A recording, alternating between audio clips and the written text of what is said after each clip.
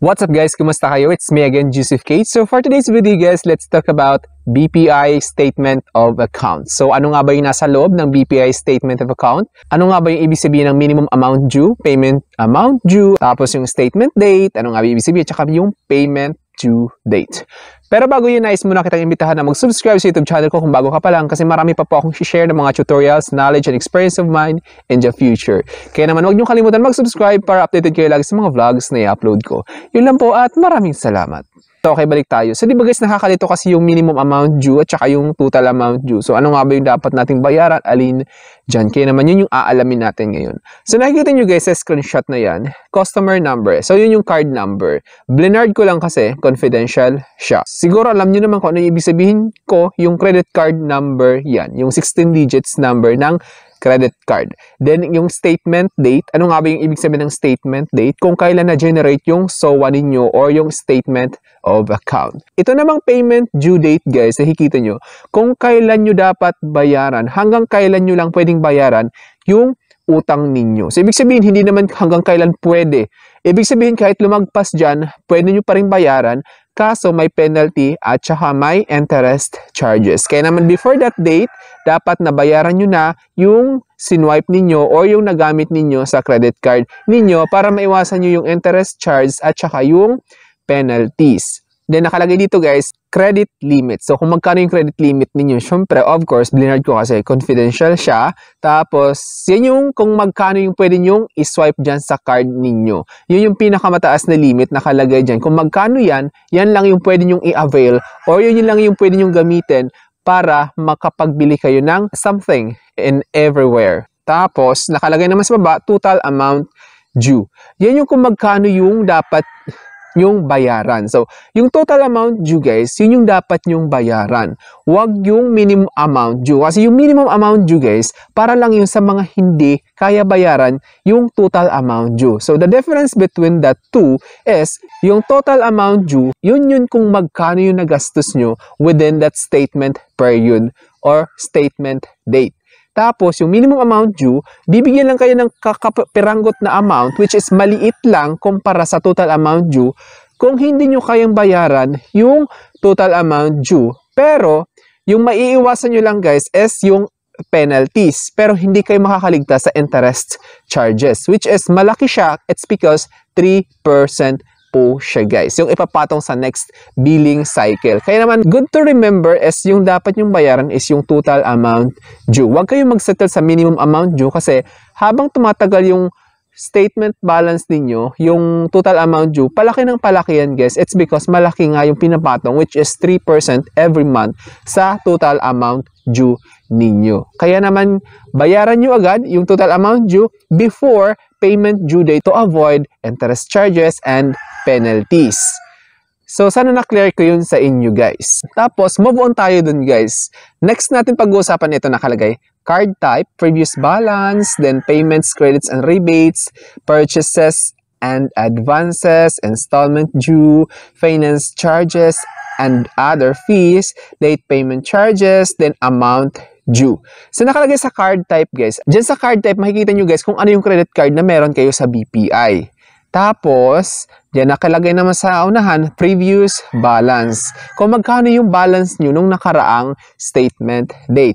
Tapos, payments, credits, and rebates. Kung magkano yung binayad nyo nung nakaraang buwan. Tapos, yung sunod naman is yung purchases and advances. So, kung may cash advance kayo or may binili, diyan magre-reflect yung kung magkano yung nagastos nyo. Tapos, installment due. Kung may mga installment purchases kayo, dyan papasok yung monthly amortization nyo para naka-classified po siya. Yung finance charges and other charges. Ito yung sinasabi ko guys na finance charges which is 3%. So, kung may natira kayong balance doon sa statement of account niyo last month, dyan magre-reflect ngayon kung magkano yung interest charge niya.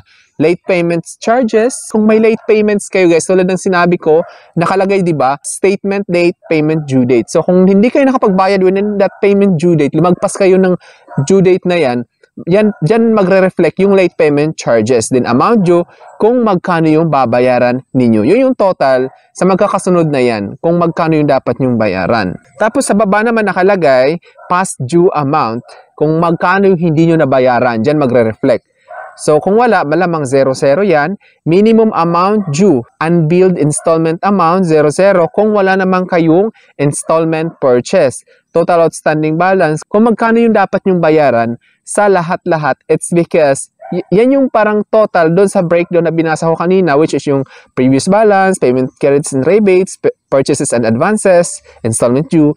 Yan yung total, makikita nyo sa baba, total outstanding balance. Yun yung dapat nyong bayaran, sinasabi ko. Pero nakita nyo sa taas, nakalagay total amount due, pero same lang po yan ng amount dito sa baba, which is total outstanding balance. Tapos ito guys, may example dito. Bibigyan ko yan ng example. Halimbawa dito nakalagay. Ito yung transactions guys, kumbaga.